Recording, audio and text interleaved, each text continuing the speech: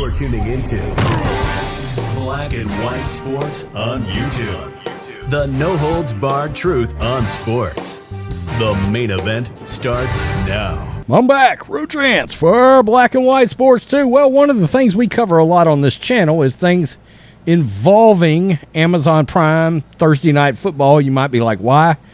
Well, this thing was a sort of a nightmare all season long. You had Al Michaels, who's legendary, go over here to this streaming service and immediately get hit with all kinds of things. Quality issues, audio issues plagued people throughout the year. The very last Thursday Night Football game of the year, I still had issues. I was like, what is going on? Everything else is fine that I stream, but not Thursday Night Football. It got good for like 3 weeks, and then the wheels fell off again. And, of course, Al Michaels was over there. He was calling games with Kurt Herbstreit. They sort of took a bad rap, I thought. I thought they were good. I love Al Michaels. I think he's a legend. He's had some of the greatest calls in the history of sports. Well, the other night, NBC brought him back and put him with Tony Dungy. I still can't quite figure that out. I like Dungy. I don't know about as a color guy necessarily. Color commentary guy. Holy shit. I almost got canceled right there. Some bitch. Yikes. Okay, as a color commentary guy, hopefully people understand that vernacular and what I'm trying to say. Anyway, I'll fuck them if they try to cancel me. Anyway, so the point is, they paired them up. It was sort of odd. All right, it was kind of like two old guys sitting around watching a football game. Now, we know two old guys sitting around watching a football game they're not going to get just ultra excited. They're not going to go crazy. Now, we had one of the most epic comebacks in the history of the NFL the other night.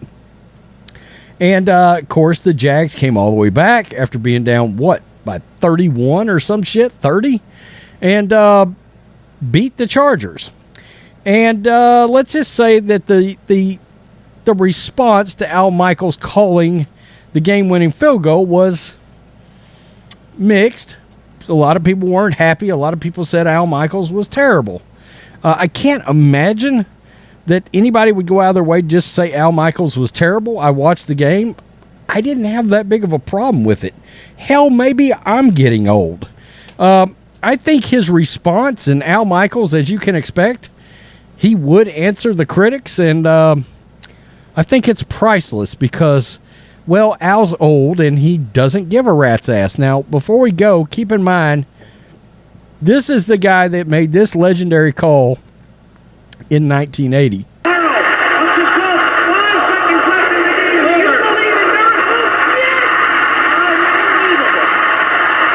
And he made that call legendarily, of course, when the U.S. beat the Soviet Union in hockey. It was a legendary upset. Nobody expected it. Nobody saw it coming. And he said, do you believe in miracles? They even made a hockey movie called Miracles. Yeah. So let's get to this real fast. Larry Brown Sports. Al Michaels responded to his critics of the call of the Jacksonville Jaguars comeback against the LA Chargers on Saturday. Michaels and analyst Tony Dungy were criticized for some of their low-key calls of the Jaguars' dramatic comeback. Critics said the broadcast lacked energy and felt far too muted considering the Jags staged one of the biggest comebacks in playoff history. I'm starting to realize I may be a tad dyslexic because words, they get mixed around when I'm trying to read them on the screen. And I find that odd because I never realized that until I started doing YouTube. I think that's a little odd. That's a side note. But, it is what it is. So let's get to this. This is a couple of the calls. This is one the other night, two-point conversion. Running back, they're going for two. And Lawrence reaches over and scores. Doug Peterson rolling the dice. Okay, yeah. Tony Dungy. Doug Peterson's rolling the dice. Now, this is the one that everybody's really got a problem with, the field goal that actually won it. Likely on Kansas City. Here we go for the win. Got it, but there's a flag down. There's a flag down as everybody's running out onto the field, but there's a penalty marker. and they call it on the defense. Okay, so I can tell you right now what I think happened is he saw that flag and was like, okay, hold on, wait a second. We have something else going on here. We need to find out for sure before this moment, this Chargers loss, before everybody goes nuts. Let's make sure we know what the flag's about. I suspect, because Michaels probably notices about everything after calling games for 50 years, he probably saw that and was like, you know what, let's hold off. So on Monday, Michaels dismissed the criticism as, quote, internet compost. He said it's internet shit and pointed out that yelling and noise have never been his trademark. That's right, for the most part. Quote, read some comments that we didn't sound excited enough. Internet compost. Michaels wrote in a text message to Andrew Marchand of the New York Post. You know me as well as anyone. No screaming, no yelling, no hollering. It's television. Ellipses and captions are sufficient when pictures tell the story. I'm not doing a game for over-the-top YouTube hits. Well, hold on now, Al. I take that personally, I think. Stylistically, you know what you're getting from Michaels. NBC did not do him any favors by pairing him up with Dungy, who is more quiet and lacking emotion. Yeah, I mean, look, it was a lot different without Chris Collinsworth in there. It was. I like Dungy a lot, but I'm not going to lie to you. I was sad that it wasn't Collinsworth for this game. Okay, but Collinsworth is not going to not call the Bengals game. Okay, he played for the Bengals. Of course he's going to call it. But I did miss Chris Collinsworth. Well, Al, I just really love Al.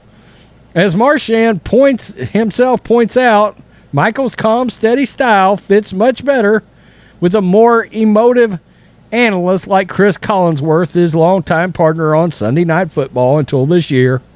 Maybe Michaels was just not getting into the game with such drama as many folks joked during the first half. I mean, it was such a strange game. It really was.